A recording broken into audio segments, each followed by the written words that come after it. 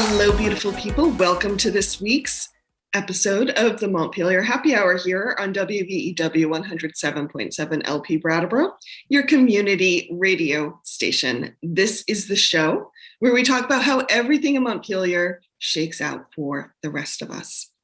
I'm joined this week by regular contributor Emily Kornheiser, who's one of three reps from the town of Brattleboro. Welcome, Emily. Hello, Olga. And candidate for the Secretary of State's office, Chris Winters. Hello, Chris. Good morning. Thanks for having me on. Well, glad you could join us. For those who don't know Chris, he is currently the Deputy Secretary of State. And Chris, remind me, how long have you been with the Secretary of State's office? How time flies, but I've been there for 25 years. It was my second job out of law school. I started in 1997. And you were in elections division for a time too, weren't you? Yeah, well, I started out in the Office of Professional Regulation, which is the largest division. We do the professional licensing. It's my favorite division. Yes, of course, everyone's favorite division that a lot of people don't know about. Emily definitely knows about it, though. She's become well versed. It's 50 professions and 80,000 licensees, so it's everything from your accountant to your pharmacist to your tattooist is regulated by our office. We make sure people have the qualifications to practice. And then we actually have an enforcement division to take action if they do something unsafe or unprofessional. It's all about public protection. And that's where I started my career. Wow. Well, after all these years working in the Secretary of State's office, one question I've been asking every candidate who's come on the show so far is, of all the ways you can serve your community, why choose elected office? Great question. Because I've been a school board member, and that was very rewarding. We got our little elementary school through a bond process and a renovation. So that was one way to serve. Been a little league coach and a soccer coach. I love serving my community in that way. When I first got out of law school, I jumped on the Solid Waste Management District Board, so there's all these different ways that you can help give back. I was the first in my family to go to college. And so when I came back to Vermont, I went away for school. When I came back, I felt like I owed Vermont something, this little state that's given so much to me. I've always wanted to give back. So I've always thought about different ways to make my little corner of the state better, and how can I make as big a difference as possible? And so when I got this job at the state, at the Secretary of State's office, I never imagined I'd work for the state, but I found that I could give back in that way. I could use my law degree for good things. I could engage in public protection. I could help people solve problems. And so over the years, how can I make a bigger difference? How can I make a bigger difference? And this is the next step for me, I think, is to run for Secretary of State, because I think that's the way I can make the biggest positive impact on the state of Vermont. And it hasn't been easy putting myself out there as a politician, as someone running out front when I've been working behind the scenes all these years. But it's really gratifying, and it's what I have a passion to do at this point in my career. Thank you. I think we are going to dive into our conversation on open meeting laws and public meeting laws. I think I should start with a little story, which Emily and Chris were hearing. And I go back to it because it sums up what's so fascinating about our open meeting laws, or our public right to know laws. It's kind of the big umbrella for them. Is in some ways, Vermont's is extremely robust and really wonderful, and really weights to the side of transparency as good government. And yet we have conversations like my former editor at the Commons, Jeff Potter, when he was new to the Commons, and so new to Vermont, because he's actually lives in Massachusetts. And he called up then Secretary of State Deb Markowitz and said, I need your help here. The select board just did X, Y, and Z, and I'm not sure that's acceptable under the public meeting law. Can you help me out? And her response was, that is absolutely outrageous. And he says, well, what's your office going to do about it? And she's like, sorry, nothing. And to me, that kind of sums up some of the holes in in our meeting laws. So I'm throwing you into the fire, Chris. Help us understand that. Sure. Yeah, we get those calls all the time. And we have to be careful because the law doesn't give us any enforcement authority. What the law says is that we shall assist citizens in guiding them with the right to know laws, the open meetings law and the Public Records Act. So we can give guidance, but we really can't give legal advice and we can't enforce. But what we can tell people is, well, the Attorney General's office has the authority to enforce. And then you as a citizen, you have the ability to enforce through court, which of course no one wants to have to do, but sometimes that's the way that you can force an agency to comply with the law if you think there's a violation. And then there are these instances where there's such a clear violation. We think about whether we should make a public statement as the Secretary of State's office because it'll make a difference. People will listen, and it might impact how that agency or board is behaving. But we do that knowing that we don't have any enforcement authority. And we also have to be careful because we often hear one side of the story. Mm-hmm. So unless we're certain that, there's a real clear violation here, we're not going to weigh in. We're going to give that caller the advice. You can go to the Attorney General's office. You can enforce it in court. Or here's the law, use this law to go back to that board or that public agency and point it out. And when we have an email exchange or a phone call with somebody about this, we can often see in a local paper the next day, or maybe on Facebook or who knows where else, that the Secretary of State's office told me. So that citizen goes into the meeting or goes back to the public body armed with the information that they need to enforce the open meeting law. And sometimes that makes a difference. So it's a tricky line that we have to walk. I think there are a lot of times that folks violate open meeting laws accidentally. Yes. I remember the first time I joined a town committee and the reply all in the email was just, it's a hard and strange habit. As we've stepped into Google Docs. So there's all kinds of ways that I think people, or, lots of town functions I'm at, the select board is counting each other and splitting off, right? So I think there are a lot of ways that people accidentally violate open meeting laws. And then there are a lot of ways people knowingly violate open meeting laws. And certainly I've seen many examples of that in my time in Brattleboro. And when that's happening, a citizen coming to them and just reminding them that they're violating the law doesn't make any difference because they're aware of it. And what I've at least experienced is it's only 4 people in town. There's this sort of assumption that the mechanism for correcting this kind of thing in an elected official is the election, right? Mm-hmm. That's the ultimate accountability for an elected official. But a lot of people need to pay attention for that to work at all. Yeah. There's a big delay in time there too. And there's a big delay in time, yes. And you need a competitive election for that to happen and all kinds of things. Mm-hmm. Yes, shenanigans can ensue in between point A and point B, yes. Shenanigans is the drink of the day, Olga. Ooh, I like it. Yes. So, is there something else? I mean, if elected Secretary of State, you would be also sort of guiding the legislative agenda, the change agenda for the Secretary of State. Is there something more that you would, more power that you would want, or more capacity that you would want to be able to work on these issues? That's a great question. I just want to go back to where you started, though, that a lot of these violations are unintentional. And a lot of these folks are trying to do, they want to do the right thing. They're trying to do the right thing. So that's why we make it an education process. That's Absolutely. Why Jim and I go on the transparency tour. It's why we have all these publications on the municipal section of our website at sos.vermont.gov. Go to the municipal section. There's a guide on open meetings, guide on public records. All that being said, there are intentional violations.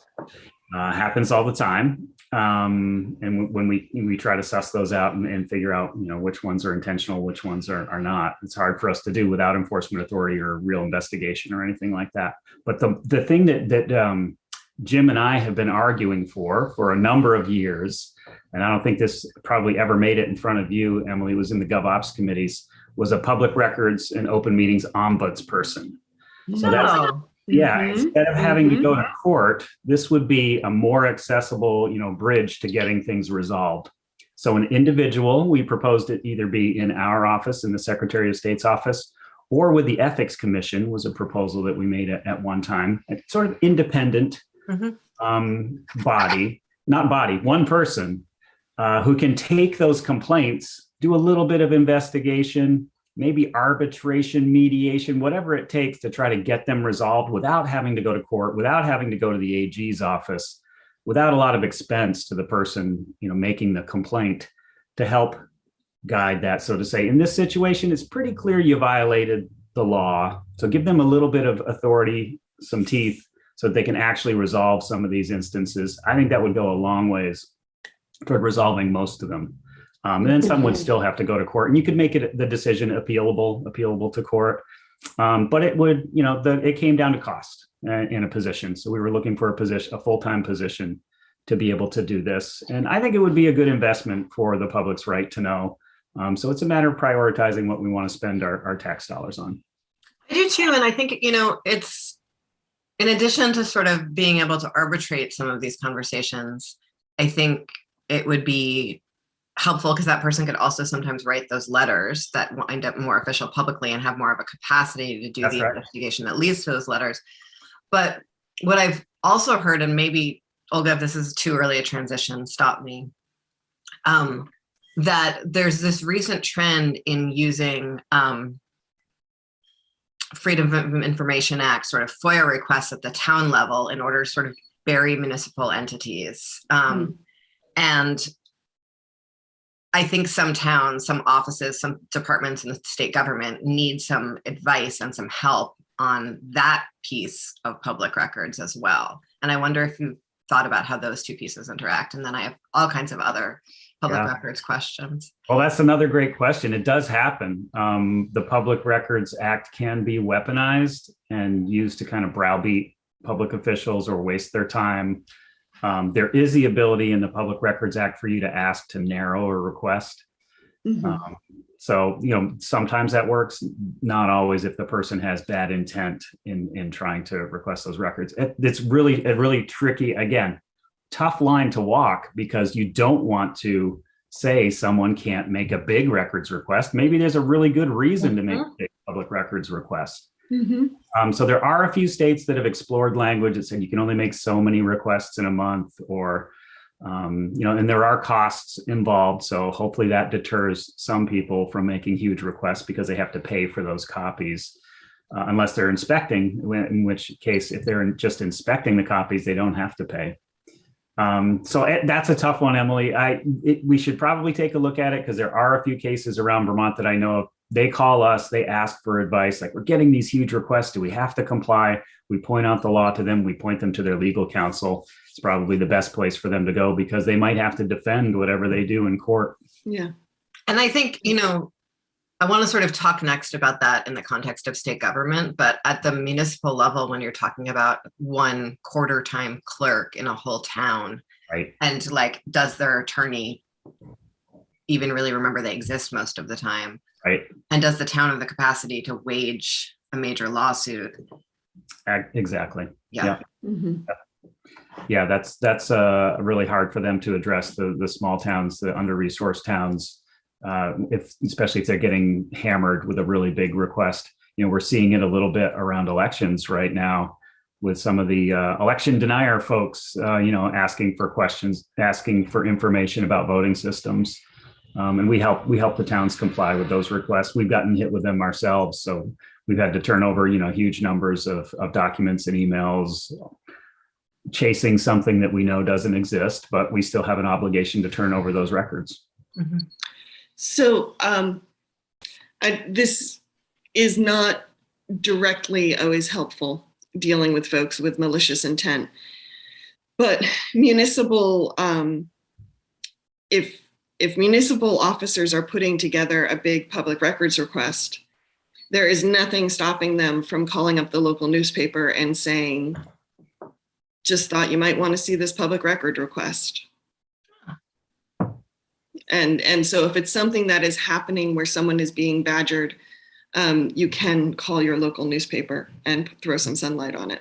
Bring more sunlight to the sunlight oppression. I like that. sunshine is the best disinfectant, right? It is. That's what they say. Yeah.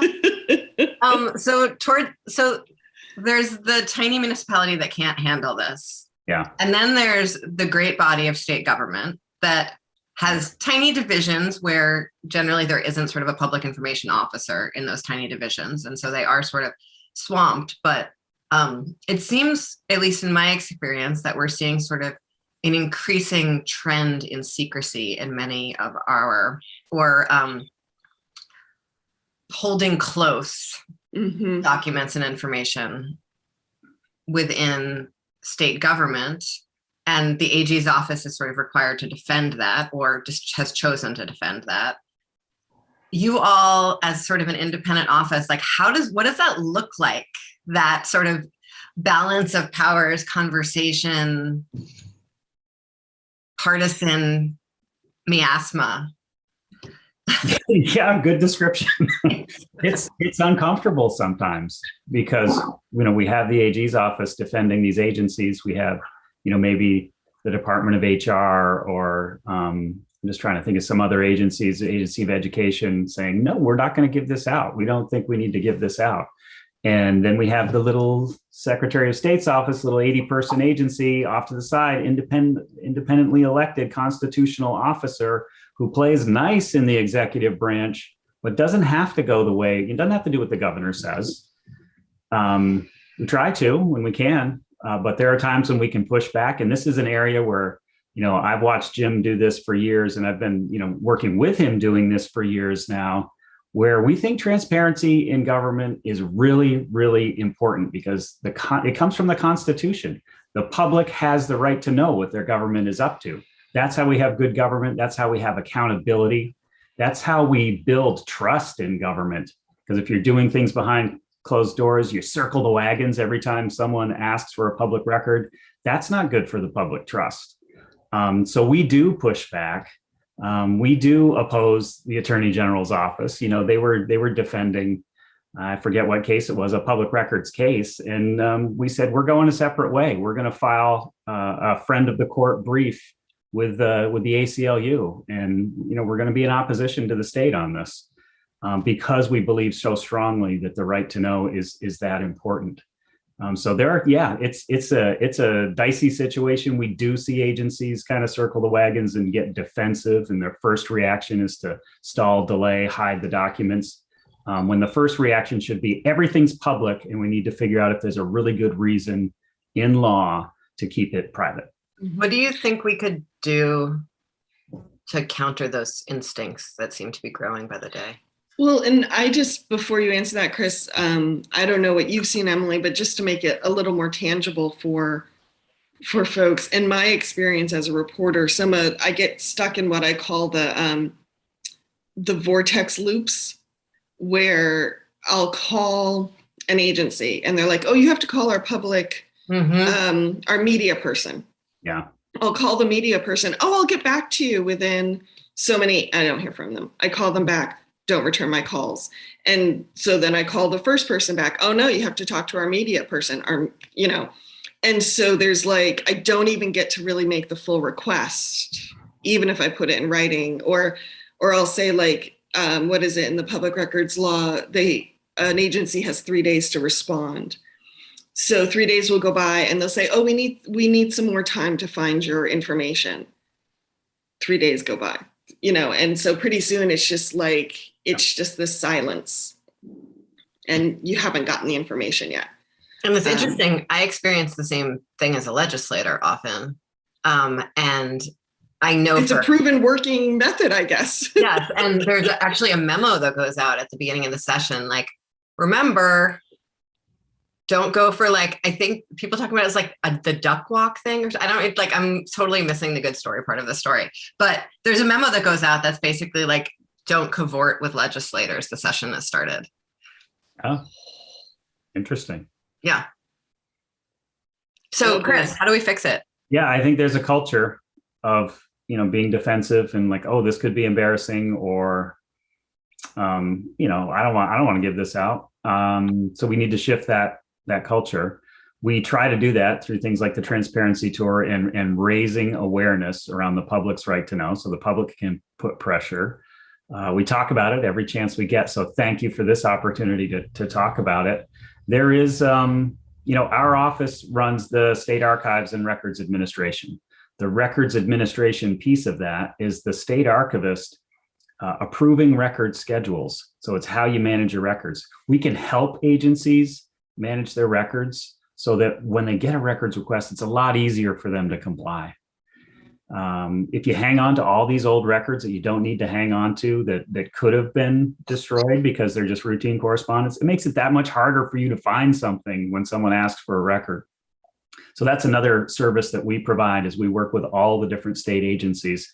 And we talk there too about, these are public records. These belong to the public unless there's a good exemption, a solid exemption in the Public Records Act that allows you to hold it back for a good privacy reason. But other than that, you need to turn these over. So you need to manage these appropriately. So we try to teach, we try to educate. We can't enforce, but we can enforce the records management piece, which says that you can't just destroy a record without an approved record schedule from our state archivist, who does a really good job working with all these agencies. Some agencies are better at this than others. We're trying to bring them all on board.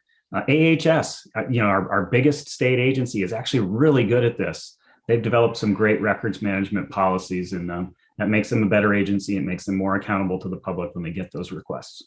I actually went through one training with the state archivist, Okay. I think when I was on the Commission on Women. That was really great.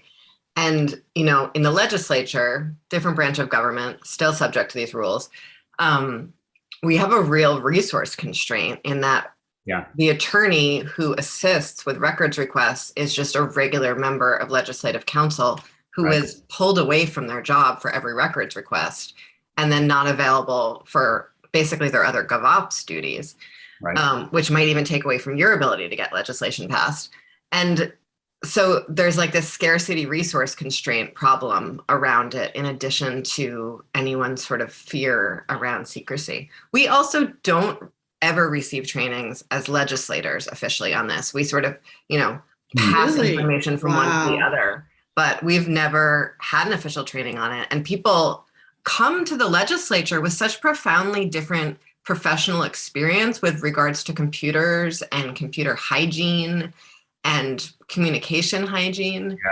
And so, there's people who've barely used a computer before in their entire professional life when they show up in the legislature. There's folks who have worked for state government and have sort of, a sense of how one might want to use personal and professional email separately.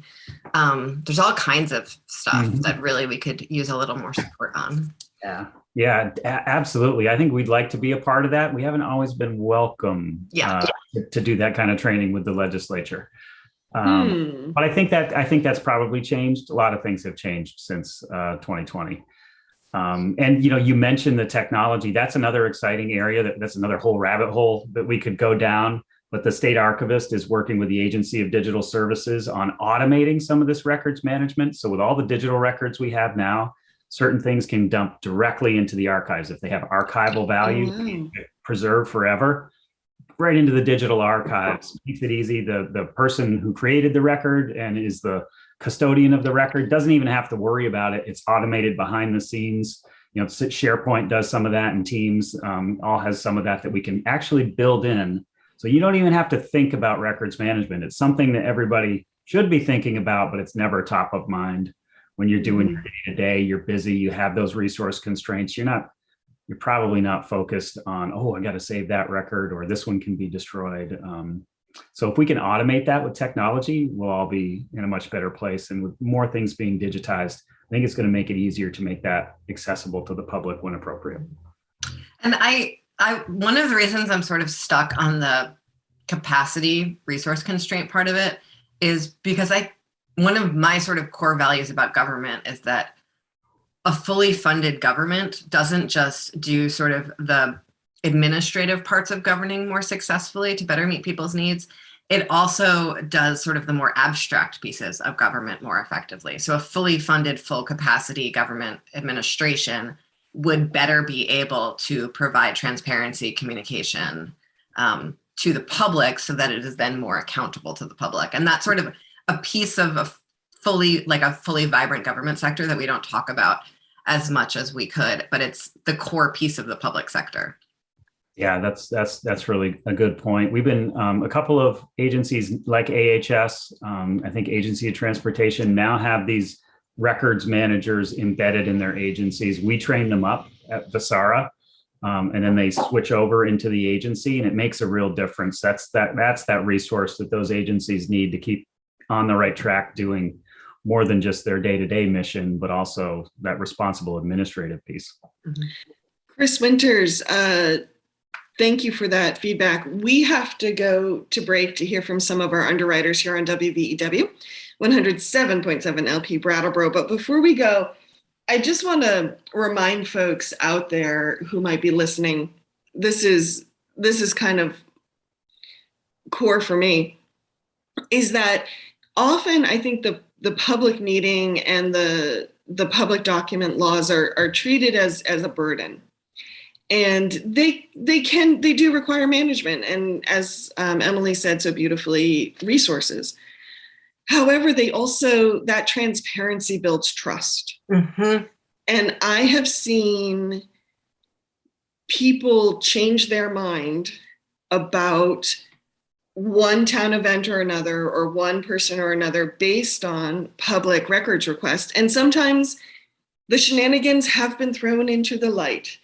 But sometimes people are exonerated because of public records requests or following open meeting law. So it can actually be your best friend when it comes to community trust and taking care of municipal and state business. Trust in government more broadly, which is really core to our democracy, I think. Yeah, absolutely. Thanks, Olga. Thank you. We will be right back. Welcome back to the second half of the Montpelier Happy Hour here on WVEW 107.7 LP Brattleboro, your community radio station. I'm your host, Olga Peters, and if you're just joining us, I'm speaking with Representative Emily Kornheiser from Brattleboro, as well as Secretary of State candidate Chris Winters, who is currently the Deputy Secretary of State. Say that 3 times fast. And Emily, what do we need to remind listeners of? Well, Olga, as a matter of fact, the views and opinions expressed here on the Montpelier Happy Hour are those of the host and the guests separately, and not the station, nor the platform, nor their employer, nor pets. Well done. Thank you. So, Chris, before the break, we were talking about open meeting laws and public record laws. And we also talked about how they can build trust. Where are you feeling? We talked a little bit about, the lack of enforcement power for your office. And I'd love at some point to kind of dig into what maybe some strengths or weaknesses in the laws themselves. Mm-hmm. But before we do that, since these laws are really about supporting transparency and allowing the public to redress their grievances in part, what to you does a good functioning transparent government look like? Like, walk us through some best practices or what it might look like for the public. Yeah, I think we've often said that open government is good government. And another saying that I like to use is that I conduct my work as though, I'm trying to remember the number now, 630 something thousand Vermonters are looking over my shoulder. I'm responsible to them in everything I do as a public official. And this is your government. This is our government. It doesn't belong to me. It doesn't belong to the Secretary of State's office or the Secretary of State.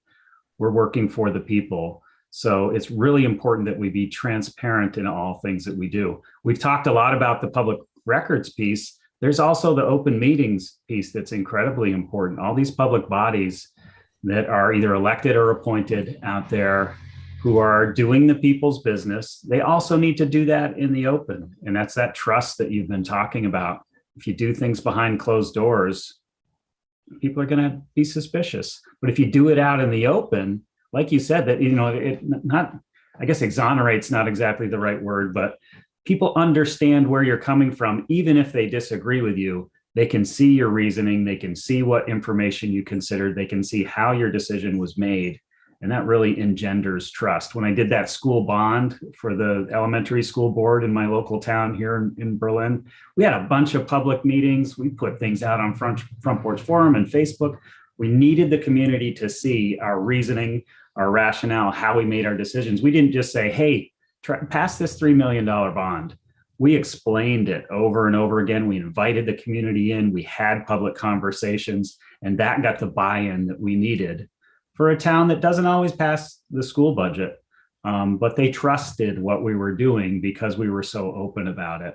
So that's the kind of work I'm talking about as effective, good government, is doing things out in the open, inviting stakeholders to the table, listening, responding, not always agreeing, but at least doing it openly and publicly.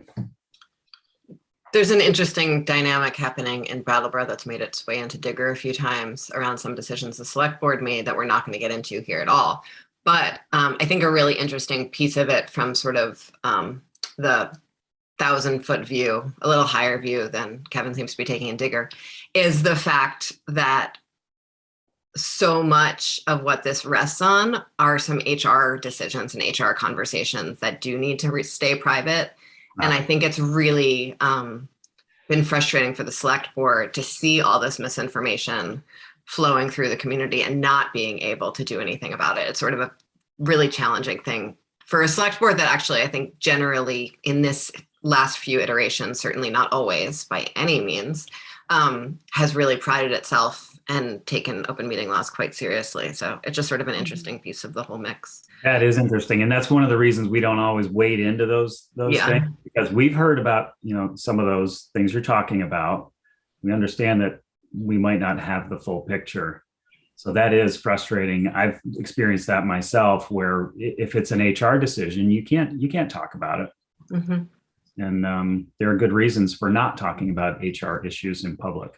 Yeah, absolutely. This is true. So, go ahead, Emily. I have a totally different question. So if you have a connected, nope, go ahead. Go, Olga. You sure? Mm-hmm. Okay. Chris, it's really hard to run for office, and it's really expensive to run for office. And I've heard folks feeling concerned that you are still serving as a Deputy Secretary of State with power over elections while you're running for office. Mm-hmm. And I just want to give you a chance to talk about it, because I actually don't understand. Like, I know what some of the candidates in other, not in your race, but in other races do. Like, I thought I had a picture of their finances to some degree. And now I'm like, how did you take 6 months off of work? I don't actually understand. I couldn't take 6 months off of work.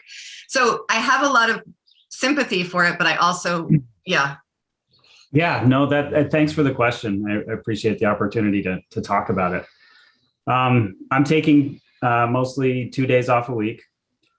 Today is one of my work days, so I'm taking an extra hour today before I go into work to do this show. So I take time off to do my campaigning. I couldn't afford to resign my job. I've still got law school loans. I've got a family of 4 kids. And you have 4 children? I have 4 children. Yes, I do. That's why I've got the dad mug here. Dad many times over. I have 4 kids. 2 who are out of the house. 2 who are still in the house. Younger boys. So, I think the important thing to remember in an election is that the only ballot I ever touch is my own. Elections are conducted at the local level. Clerks actually, are overseeing an election and handle ballots in elections that they actually run in. And there's a statute that says they can do that, because it's important for them to be able to conduct elections at the local level, even when they're running. The Secretary of State every 2 years has to run for office. So, Jim's been on the ballot for the last 5 elections that he's been reelected for, 6 elections. So there is that separation there. There's really no ability for me to influence the votes or change the vote totals. The votes are totaled at the local level. Then they're reported up to the Secretary of State's office. Then we do a canvas to make sure those match. Then we do post-election audits.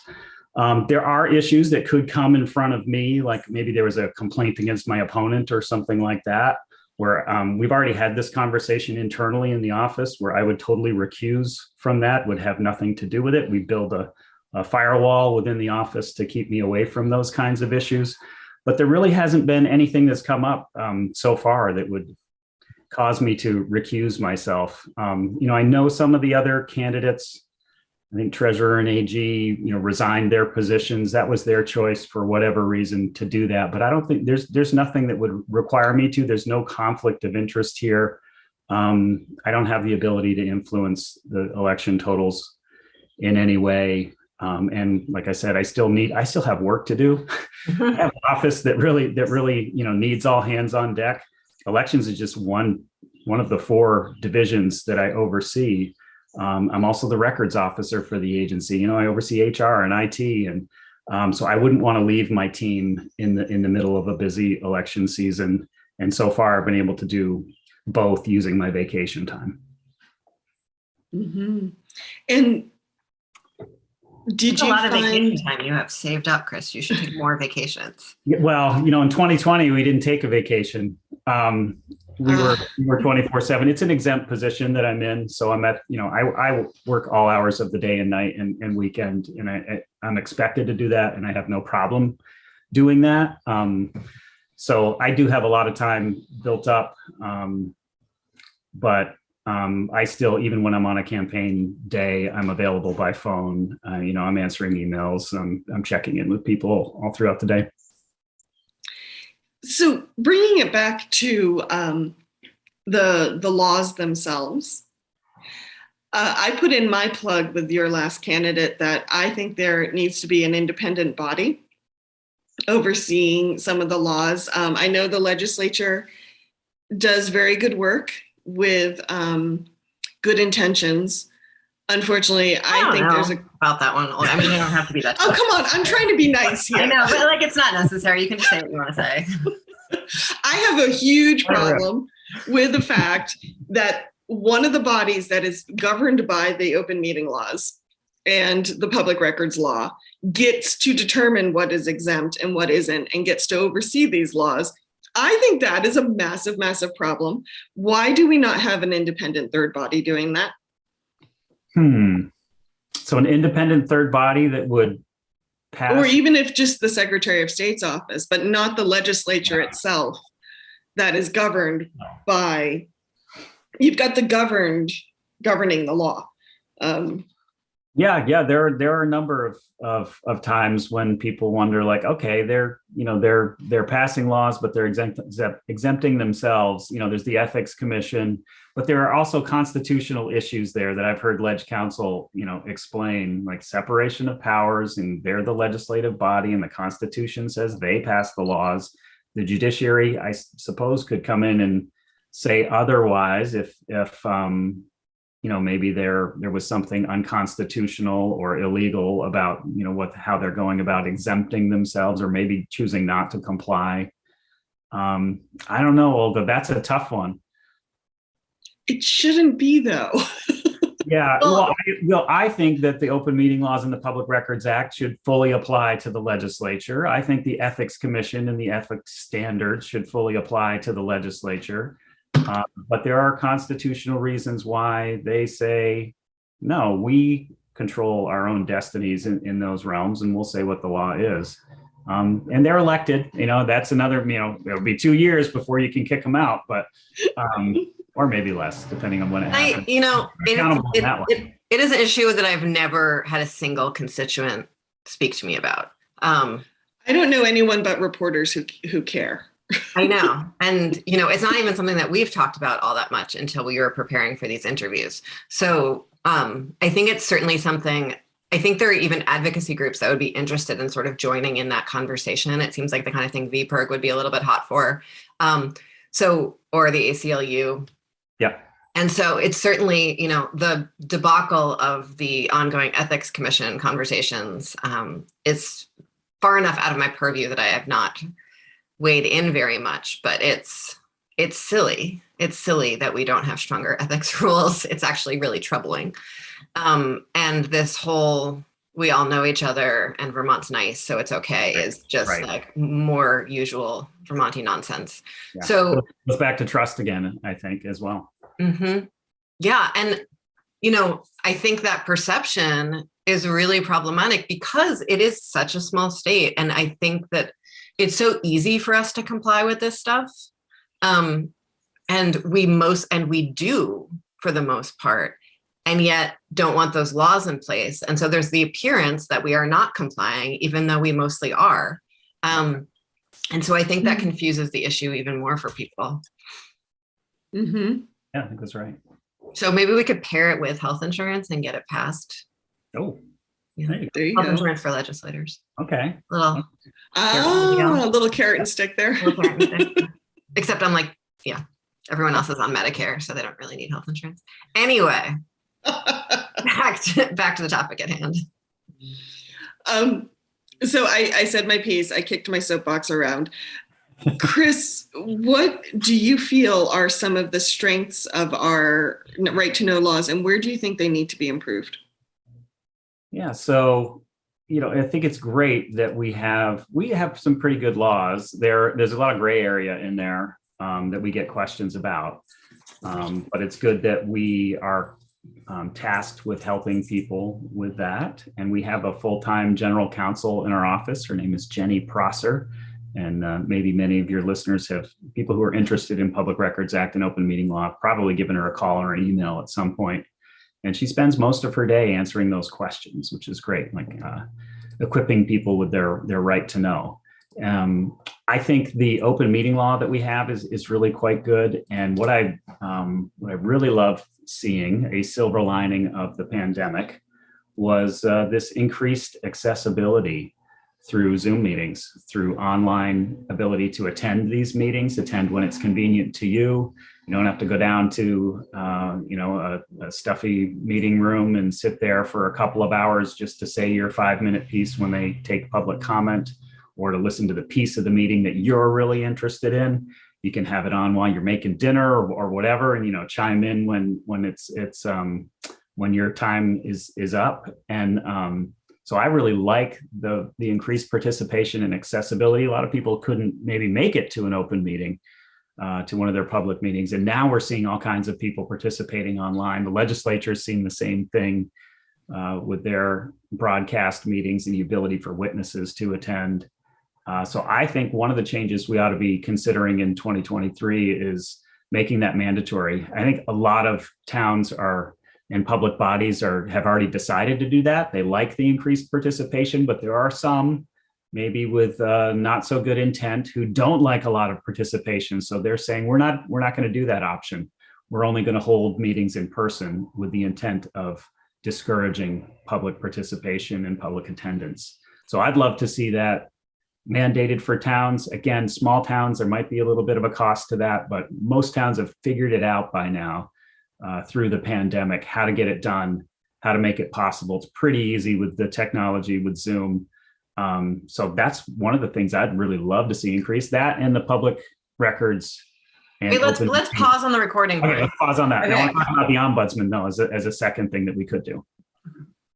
So I agree. I think that would be amazing. I think it's been amazing to have folks be able to participate remotely. It's better for parents. It's better for folks with different mobility issues. It's just better for people who don't like sitting in really boring meetings for 5 hours. Don't want to drive far, all these things. I think there are a couple towns that are just terrified of technology. Yeah. I think the resource constraints aren't as real as people think they are. And I don't think people realize how incredibly inexpensive the technology has become. Yeah. Like really remarkably inexpensive for very good technology at this point. And so I think that's sort of a piece that we could use some more communication about. Does your office have the capacity to really help people implement those kinds of things? Not Or is really. that something we would need to set up? Well, VLCT actually, the Okay, Vermont League great. of Cities and Towns, has a bunch of resources and best practices for those kinds of meetings. I know a number of, and maybe this doesn't apply to small towns, but a number of the public access folks have actually done the setups for the towns because they have an interest in broadcasting. So they have these great setups. Like I was in Richmond the other day, and they have this wonderful setup with the cameras that kind of will swivel into people who are talking, and a big screen on one side of the room. It makes it really easy to interact with the members of the public who attend remotely. And what they say is, I've got my road commissioner who normally would have to sit here for a couple of hours and we'd have to pay him. But now we can just, when the time comes, we can Zoom him in and he's here for 10 minutes and does his piece. And, we only have to pay him for that much time. So it's convenient for him and it's cheaper for the town and all these good things. So VLCT has resources to help.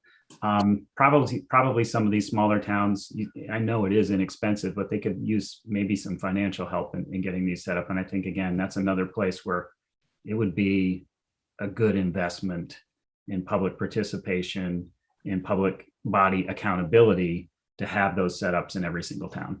Mm-hmm. There's sort of the flip side of that is, Brattleboro for some meetings has been entirely remote. And there was a while where it was sort of like one person had to be there in case anyone wanted to be there in person. And there was sort of some safety concerns for that one person who was there by themselves. And I'm curious just your thoughts on the digital divide aspect of this whole new world. Yeah, we took those calls too from various towns concerned about that. So the emergency temporary law goes through January, where you don't have to have a physical meeting space. That'll expire in January. And I agree with you that there should be a physical meeting space. We shouldn't do it totally remotely. If someone wants to be there in person, at least one member of the board should be there in person. We need to keep both options open. So I think we should let that expire in January. The physical meeting space requirement comes back. Multiple people can attend remotely. I think it's more important for the public participants to be able to attend remotely than the board members themselves. And then you'd have both options. But I do think it's important to maintain the physical presence for people who want to be there in person, who might not be able to or want to use the technology. Mm-hmm. Thanks. We have just a little over 5 minutes before the end of the show. So Chris Winters, thank you for being with us today. If this is my second question that I'm asking all the candidates who come on the show, it's Emily's least favorite. So I might be torturing her every time I ask it. I don't have to answer it each time. I don't care. I just want to never ask me. So looking out at the broad landscape that is Vermont, if there was one policy that you could enact, it doesn't have to be within your purview as Secretary of State, what that you can enact that you believe would make Vermont work better for everybody, what would it be? Right? It's terrible, don't you think, Chris? That's really hard. That's why I ask it. Well, since we are on the topic of open meetings and public records, I'd love to see every state agency fully engage in records management. I don't think people realize how much of a difference that would make in good government, in accountability, in access.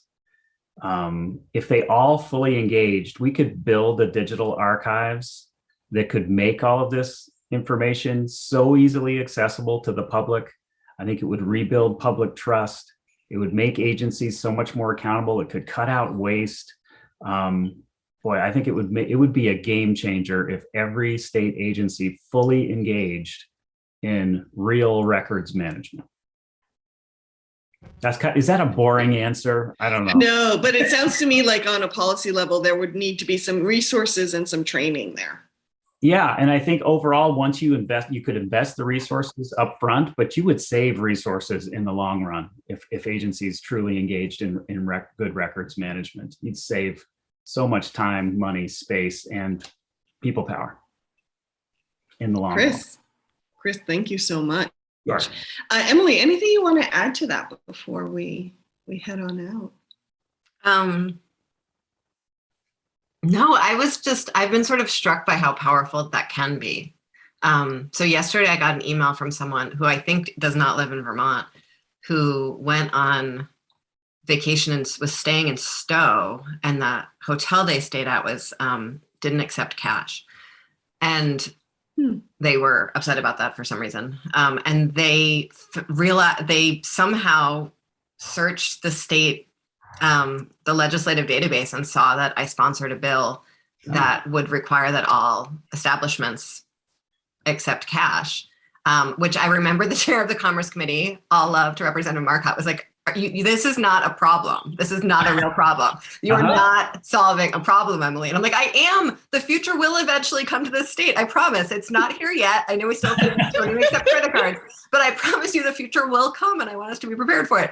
And it was just, it was amazing. That was a few years ago. And it's just sort of amazing that like someone really was able to sort of get both their political and their practical needs met by just being able to like access our fairly well-run legislative website.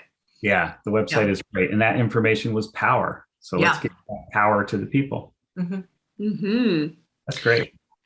I love that we're talking about power to the people with someone who is vacationing in Stowe also. Like, what is happening? What? Okay. Sorry, Stowe. Anyway, back to you, Olga. Hey, Chris, if people wanted to learn more about you, where can they go? Sure. My website is wintersforvermont.com. 4 is spelled out, wintersforvermont.com. Thank you. And Emily? Folks can go to emilykornheiser.org, and you will find links to all of the socials and past newsletters and this podcast and whatever else fun you want to have. All right. And as always, the Montpelier Happy Hour can be found on Fridays at 2 p.m. on WVEW 107.7 LP Brattleboro, your community radio station, as well as wherever you find your podcasts, our webpage, which is the montpelierhappyhour.captivate.fm, our Facebook page, and Emily's YouTube page, as well as BCTV and many of the PEG stations around Vermont. So we hope everyone is going to have a good weekend. We hope you're keeping up on all the candidates who are on the ballot for the primary, because the primary is right around the corner. Oh my goodness. And have a good weekend. August 9th. And people, August 9th. You're not going to be mailed a ballot. So if you want to vote absentee or by mail, request your ballot right away so that you can get it back in time. Yes. And I think my local election committee takes bets on me because I always request a ballot. And I'm like, this time I'm going to send it in early. And then like 15 minutes before the polls close, I come running through the door going, wait. And I think they just take bets on, is it going to be 5 minutes? Is it going to be 10 minutes? I love that, Olga. I tell you, good intentions. Take care, everyone. We will see you next week.